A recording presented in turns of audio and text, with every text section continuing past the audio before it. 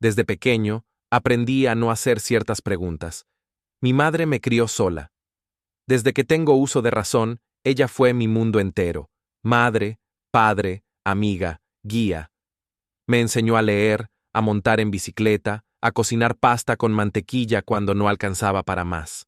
Me cuidó cuando estaba enfermo, me acompañó en cada presentación escolar, se sentaba en silencio cuando lloraba sin saber por qué. Y siempre me decía que yo era lo más importante que tenía, que había renunciado a todo por criarme. Yo crecí con gratitud, con admiración por ella, y con la firme creencia de que mi padre estaba muerto. Eso fue lo que me dijo desde el principio, que murió cuando yo era un bebé, que fue en un accidente, que no sufrió, que no tenía sentido hablar de eso, y yo le creí, porque ¿quién le miente a un niño sobre algo así? No tenía fotos de él, nunca me mostró una, ni en papel, ni en un álbum, ni en un cajón viejo. Me decía que no conservaba nada porque le dolía verlo, que todo lo había tirado, que había aprendido a vivir con los recuerdos guardados solo en la cabeza. Y yo aceptaba, porque cuando tienes 5, 6, 8 años, crees que los adultos siempre tienen la razón. Porque si tu madre, la persona que te abraza por las noches y te dice que te ama, te dice que tu padre murió, ¿por qué no creerle? Me acuerdo de la primera vez que lo pregunté de verdad. Debía tener unos 7 años. Fue cuando un compañero del colegio me dijo que era raro no tener papá. Me fui a casa confundido, sintiéndome incompleto. Me acerqué a mi madre, me senté en el borde de la cama y le pregunté, ¿cómo era papá? Ella se quedó callada unos segundos. Luego me acarició el cabello y me dijo, era bueno, te habría querido mucho. Y no dijo nada más. Se levantó a preparar la cena. Nunca me habló de cómo se conocieron, de si estaban enamorados, de si él sabía que iba a tener un hijo. No había historias, ni anécdotas, ni bromas familiares, solo un hueco, un silencio cuidadosamente mantenido. Cuando era niño, me adaptaba. Iba a los actos escolares solo con ella, hacía los dibujos del Día del Padre con su nombre, respondía que no tengo cuando algún profesor preguntaba por papá, y me acostumbré. Pero incluso en la infancia hay cosas que se notan.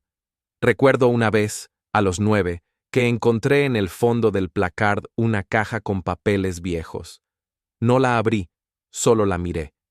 Mi madre llegó en ese momento y su reacción fue tan desproporcionada. Cerró la caja de golpe, me gritó que saliera del cuarto, me prohibió volver a tocar sus cosas. Que algo dentro de mí se encendió. No era rabia, era sospecha.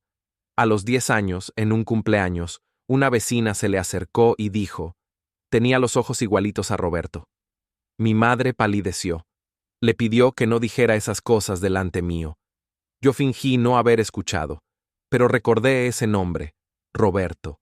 Más tarde, cuando le pregunté quién era Roberto, ella me respondió con una naturalidad que no le creí.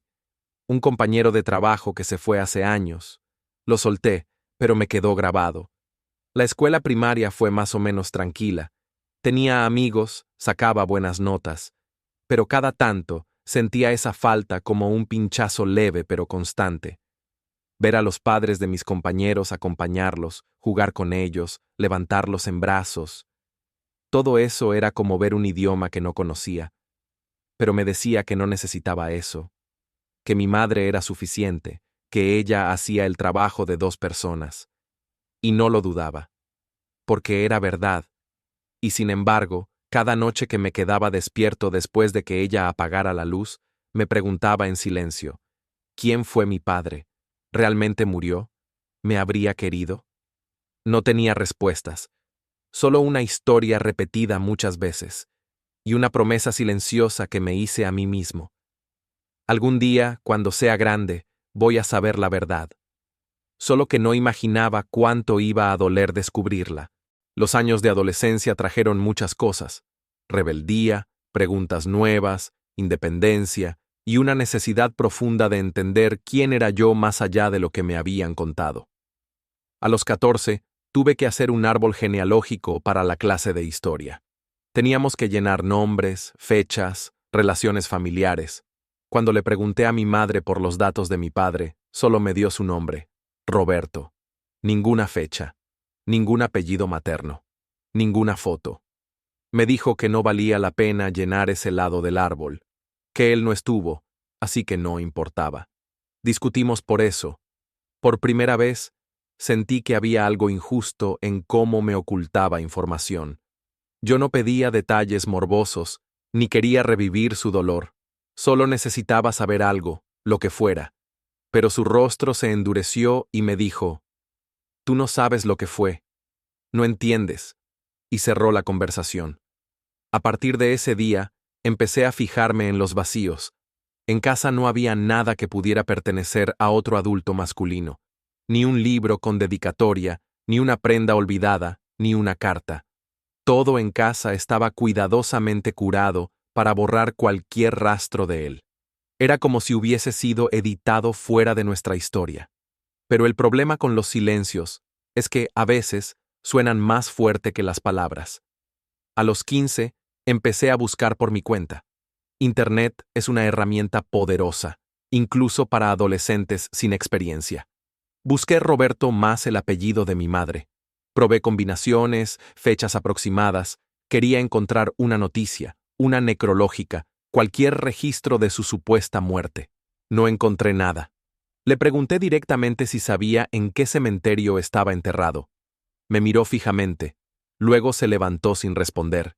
Se encerró en su cuarto y no habló conmigo el resto del día. Ahí fue cuando supe, sin pruebas aún, que algo no cuadraba. Los años siguientes fueron una danza incómoda. Yo seguía preguntando. Ella seguía bloqueando. Cualquier intento de mención terminaba en evasiva, silencio o enojo. Había días en que pensaba que tal vez sí había muerto, y simplemente a ella le dolía tanto que no podía hablar del tema. Y había otros en los que estaba seguro de que me ocultaba algo muy grande. Una vez, a los 17, le pregunté si alguna vez había amado a mi padre. Se quedó callada. Luego dijo, «Tú eres lo único que importa». Pero, ¿lo amaste? Se fue de la habitación sin responder. Esa noche, lloré en silencio, porque ya no era solo la historia que me faltaba, sino la desconexión con la persona que más amaba. Me sentía como si estuviera metido en una obra de teatro, donde me daban un papel sin mostrarme el guión completo. ¿Quién soy? ¿Quién fue él? ¿Por qué no tengo derecho a saber? Cuando cumplí 18, me fui a vivir a otra ciudad por la universidad. Sentí una mezcla de culpa y alivio. Por fin podría tener un poco de distancia. Tal vez encontraría respuestas. Tal vez podría respirar. Pero mi madre seguía presente. Me llamaba todos los días. Me mandaba mensajes, paquetes, comidas congeladas. Su amor era innegable. Pero detrás de cada gesto, seguía ese silencio no resuelto. Ese rincón oscuro que nunca quisimos mirar. En una visita de vacaciones, volvimos a tener una discusión.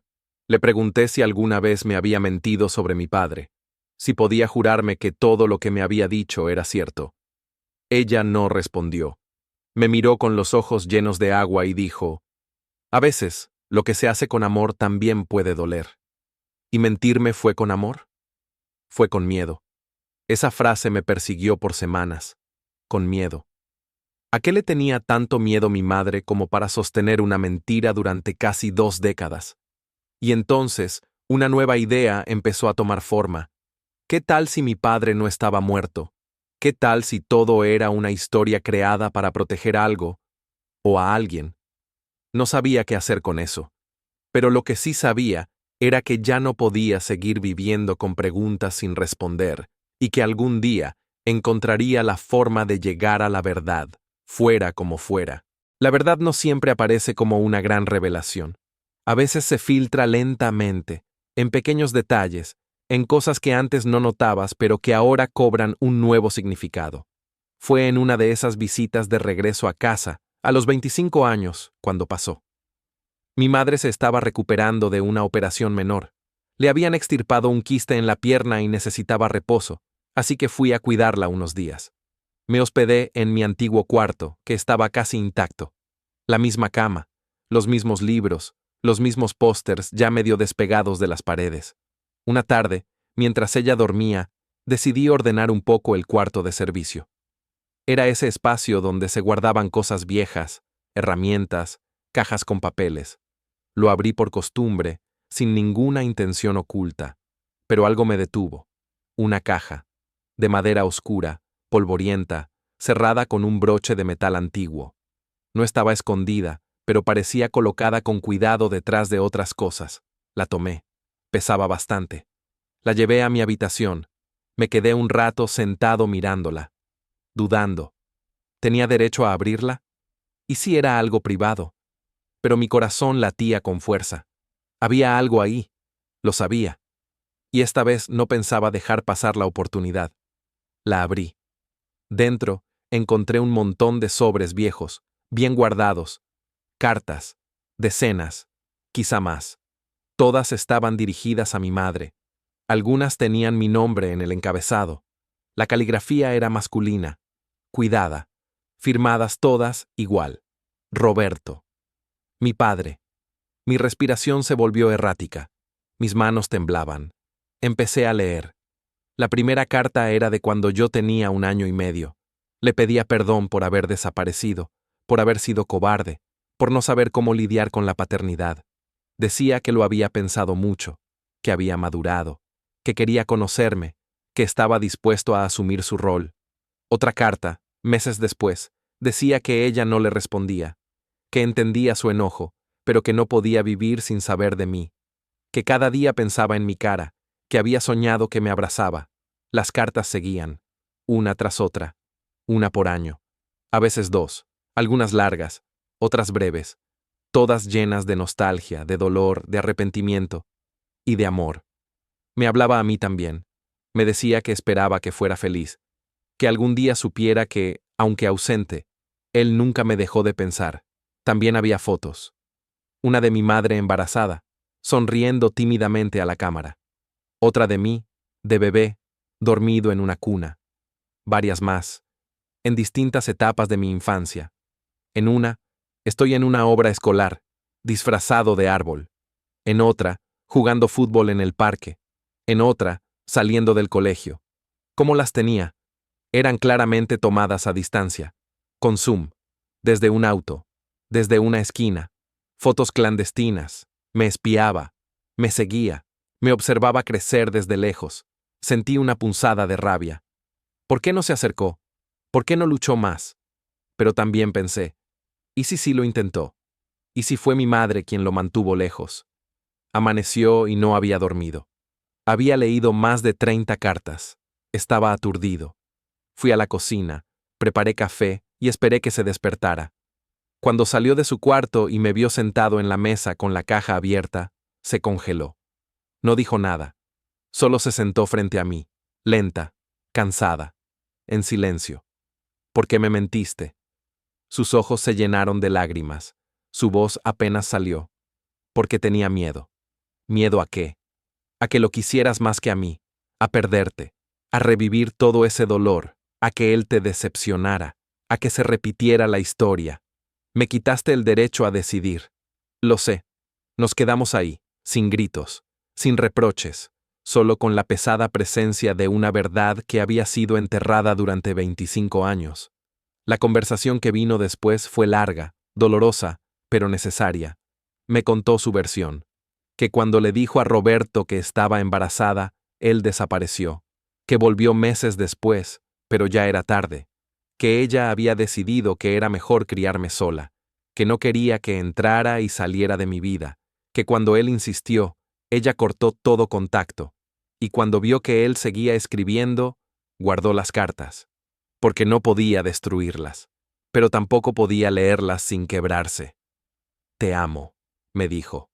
Yo también, le respondí. Pero tenía que protegerme. No supe qué decir. El amor no siempre justifica las decisiones. A veces solo las explica. Y esa noche, decidí que necesitaba conocer al hombre que durante toda mi vida estuvo al otro lado del silencio. Tener una dirección escrita en una carta vieja y un número de teléfono que aún existía fue lo único que necesitaba para que la posibilidad se convirtiera en decisión. Estuve varios días mirando ese papel, dudando. ¿Y si me rechazaba? ¿Y si me culpaba por no haber ido antes? ¿Y si no era quien imaginaba? Una tarde, sin pensarlo demasiado, marqué el número. Hola. Una voz masculina, no tan grave como la recordaba de las cartas, pero firme. ¿Roberto? Sí. ¿Quién habla? Me tomó varios segundos responder. Todo se me amontonó en la garganta. Soy yo, tu hijo. Silencio. Un silencio largo, vivo. ¿Mateo? Sí. Escuché cómo soltaba el aire, luego una especie de sollozo ahogado. ¿Estás bien? ¿Dónde estás? ¿Por qué ahora? Tengo tus cartas. Todas. Volvió a callar. Luego dijo, dime cuándo y dónde. Nos encontramos 2 días después, en una cafetería cerca del centro. Elegí un lugar público, por si acaso. Estaba nervioso. Él llegó puntual. Llevaba un abrigo azul oscuro, una bufanda desordenada, y sostenía un gorro en la mano como si no supiera qué hacer con él. Lo reconocí al instante. Mis ojos, su nariz, algo en la postura de los hombros. Nos miramos. Ninguno sabía si abrazar o solo saludar. Al final, nos dimos la mano. Hola, dijo. Hola. Nos sentamos. Él pidió un café. Yo solo agua. No sé ni por dónde empezar, dijo él. Yo tampoco. Y sin embargo, empezamos. Me contó su versión, que cuando mi madre quedó embarazada, él se asustó. Tenía 24 años, estaba por irse a estudiar a otro país, no se sentía preparado. Le pidió tiempo. Ella se negó. Se alejó. Él no insistió, hasta que se dio cuenta de lo que había perdido. Y volvió. Pero ya era tarde. Mi madre había cerrado la puerta. Le dijo que no quería que tuviera contacto conmigo, que prefería criarme sola. Intenté respetarla, me dijo. Pero cada año me dolía más, por eso escribía, porque era lo único que podía hacer sin romper su voluntad. ¿Por qué no luchaste más? Lo hice, al principio, pero nunca fui bienvenido. Y no quise causar más daño. Ella te amaba, y tú la amabas. No quería ser el que lo rompiera todo. Le mostré una de las fotos que él había tomado de mí cuando era niño. Me miró con una mezcla de vergüenza y ternura. Siempre estuve cerca, dijo. En silencio, pero cerca. Le creí. Y no sé por qué, pero eso me hizo llorar. No fue un llanto escandaloso. Fue suave, como si algo dentro mío, contenido por años, por fin se aflojara. Él también lloró, en silencio, con la cabeza baja, sin buscar atención, sin dramatismo. Durante los meses siguientes nos vimos varias veces. Caminamos por el parque, hablamos de libros, me mostró fotos de su vida. Me presentó a su esposa, Clara, una mujer cálida y discreta, que me recibió con una sonrisa y sin preguntas incómodas. No tenían hijos. Me dijo que siempre pensó en mí, pero que había decidido no formar otra familia porque sentía que no podía comenzar de nuevo sin cerrar lo anterior. Nunca fue por falta de amor, me dijo una tarde. Fue por falta de valor, y por no saber cómo sanar lo que se había roto. Yo también le conté de mí, de mis estudios, de mi trabajo, de mi madre. Fue difícil. Hablar de ella con él era caminar sobre cristales. Pero no había odio, ni de un lado ni del otro, solo una tristeza compartida por todo lo que no fue. Una tarde, después de varios encuentros, me preguntó, ¿te gustaría que estuviera más presente? ¿O prefieres dejarlo así? Pensé la respuesta durante largo rato. Me gustaría conocerte, pero sin prisa. No quiero reemplazos, solo entender. Eso puedo hacerlo, me dijo. Y lo cumplió. Empezamos a vernos una vez al mes, luego cada 2 semanas. A veces solo caminábamos. Otras veces nos sentábamos a leer en silencio. No hablamos mucho del pasado. Era demasiado espinoso, pero sí compartimos el presente. Y poco a poco, el vínculo se formó. No como padre e hijo en el sentido tradicional, sino como 2 personas que decidieron dejar atrás el resentimiento para construir algo, aunque fuera tarde. Con mi madre, la relación se volvió más compleja. Nunca le oculté que me había reunido con él. Ella lo aceptó en silencio, pero noté que le dolía. No hablamos mucho del tema. Pero hubo una noche en que me dijo, Solo quería protegerte del dolor, pero veo que lo causé igual. Me hubiera dolido de todas formas, pero al menos habría sido verdad. Nos abrazamos, sin más palabras. Fue en ese momento cuando entendí que el perdón no siempre llega con justicia, sino con comprensión, que a veces quienes nos aman toman decisiones equivocadas, y que el dolor no se puede evitar, solo atravesar, y que, al final, la verdad no te da paz de inmediato, pero te da la posibilidad de encontrarla. Cuando la verdad finalmente sale a la luz, uno espera que todo encaje, que haya una sensación de cierre, de justicia emocional, pero la realidad es más turbia.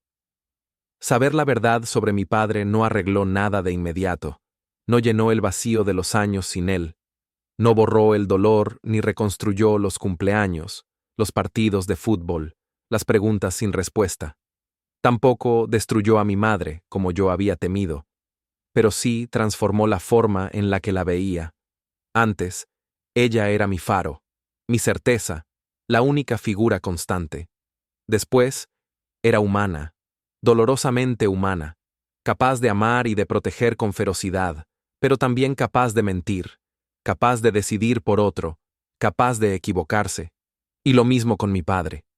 No era el monstruo egoísta que había imaginado en mis momentos de rabia, ni el héroe silencioso que las cartas sugerían.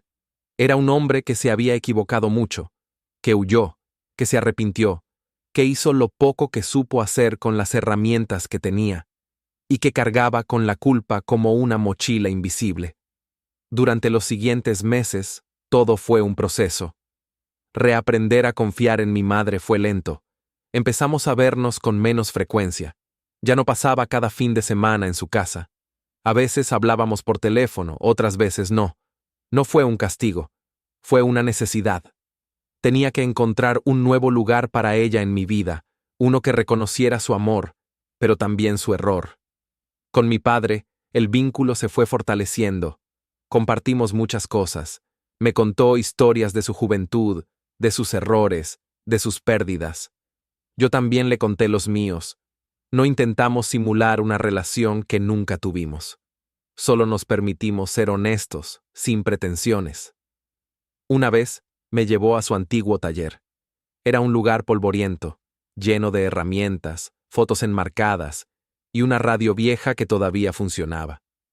Me enseñó a usar una sierra. Me mostró cómo lijar madera. Pasamos una tarde entera trabajando en silencio. Así me imaginaba contigo, me dijo de pronto, haciendo estas cosas, padre e hijo, aunque nunca pasó. No supe qué decir. Solo asentí. Otra vez, fuimos a caminar por el malecón. Hacía viento. Las gaviotas volaban bajo. Me preguntó si lo odiaba por no haber insistido más cuando yo era niño. No te odio, le dije, pero tampoco te absuelvo. Me fallaste como ella. Solo que diferente.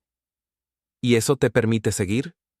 Sí, porque ahora tengo las piezas. Ya no estoy adivinando, y eso vale más que el resentimiento. Él sonrió, con tristeza, pero también con algo de paz. Un día, me llamó mi madre. ¿Te puedo pedir algo? Claro. ¿Puedo verlo? A Roberto. ¿Una vez? Me tomó por sorpresa. Dudé, pero accedí. Nos encontramos los tres en un parque. Se saludaron con distancia, con nerviosismo, con la historia pesada detrás. No fue una reunión emocional. No hubo disculpas teatrales. Solo dos adultos que compartieron una historia rota, mirando al mismo hijo que ahora era un adulto también. Ella le dijo: «Gracias por no haberte rendido del todo». Él respondió: «Gracias por haberlo criado tan bien». Y ahí terminó todo. Nunca se volvieron a ver, pero fue suficiente. Hoy tengo 33 años. Estoy por convertirme en padre. Cuando supe que íbamos a tener un hijo, me encerré en el baño y lloré. De miedo, de alegría, de memoria. Pensé en los dos. En mi madre, que lo dio todo y también me ocultó lo esencial. En mi padre, que huyó, pero volvió tarde con las manos vacías y el corazón lleno. Y en mí, que creí ser solo la consecuencia de sus decisiones, hasta que aprendí a tomar las mías. Escribí esta historia porque quiero dejar un registro, no para señalar culpables, sino para que mi hijo, cuando sea grande, sepa que su padre también estuvo perdido alguna vez, que también buscó, que también se rompió por dentro, pero que eligió la verdad. El pasado ya no duele como antes. A veces lo visito, otras veces lo dejo descansar. Sigo viendo a mi madre, con más ternura que antes, porque entiendo que también fue una niña con heridas. Sigo viendo a mi padre, no con devoción, pero sí con afecto, porque decidió reconstruir con las pocas herramientas que le quedaban. Y sigo construyéndome a mí mismo, día tras día, decisión tras decisión, palabra tras palabra. No todas las verdades llegan a tiempo. Algunas tardan años, décadas, pero cuando lo hacen, traen consigo la posibilidad de empezar de nuevo. Y a veces, esa posibilidad es suficiente.